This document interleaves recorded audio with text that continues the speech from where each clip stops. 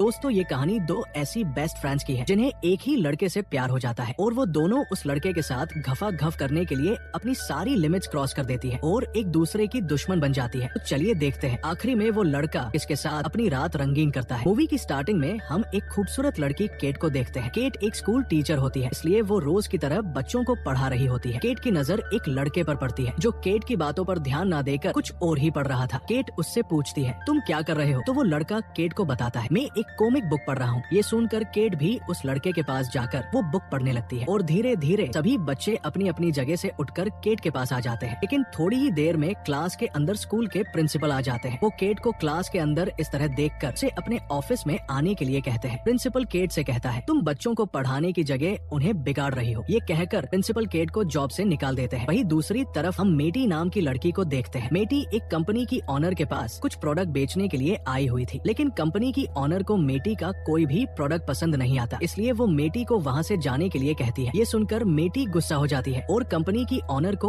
उल्टा सीधा बोलकर बाहर आ जाती है। बाहर आने पर मेटी देखती है ट्रैफिक पुलिस वाले उसकी कार को उठाकर ले जा रहे हैं क्योंकि उसने अपनी कार नो पार्किंग में खड़ी की हुई थी। वही हम केट को देखते हैं जो अपने घर आती है। यहाँ हमें पता चलता है केट और मेटी बेस्ट फ्रेंड है और ये दोनों एक साथ ही रहती है। केट देखती है मेटी पागलों की तरह डांस कर रही है, तो केट भी मेटी के साथ डांस करते हुए उससे पूछती है, मुझे लगता है आज तुम बहुत खुश हो। मेटी केट को बताती है, मेरी जिंदगी झंड हो गई है क्योंकि मैं अपनी कंपनी का एक भी प्रोडक्ट सेल नहीं कर पा रही हूँ। मेटी केट से पूछती है, तुम्हारा आज का दिन कैसा रहा? तो केट उसे बताती है, मुझे प्रिंसिपल ने जॉब से निकाल दिया है। इसके बाद वो दोनों अपना दुख दूर करने के लिए ड्रिंक करने लगती है। तभी मेटी को याद आता है उसने आज रात को एक लड़के को अपने साथ गफा गफ करने के लिए बुलाया था, लेकिन वो अभी तक नहीं आया। केट मेटी से कहती है, तुम तो रोज नए नए लड़कों के साथ मजे करती हो, लेकिन मेरा कुआं तो काफी दिनों से सूखा पड़ा हुआ है। इस पर मेटी केट से कहती है, ऐसा इसलिए है क्योंकि तुम किसी भी लड़के को अपने ऊपर सवारी नहीं करने देती हो। मेटी की बात सुनकर केट वहाँ से उठकर सोने के लिए चली जाती है। थोड़ी देर बाद मेटी केट के रूम में जाती है और उसे कुछ दिनों के लिए बाहर घूमने चलने के लिए कहती है, तो केट भी मेटी की बात मान जाती है। वहीं अगली सुबह वो दोनों एयरपोर्ट पहुँचती है, जहाँ वो देखती है उन्हें चेक इन करने के लिए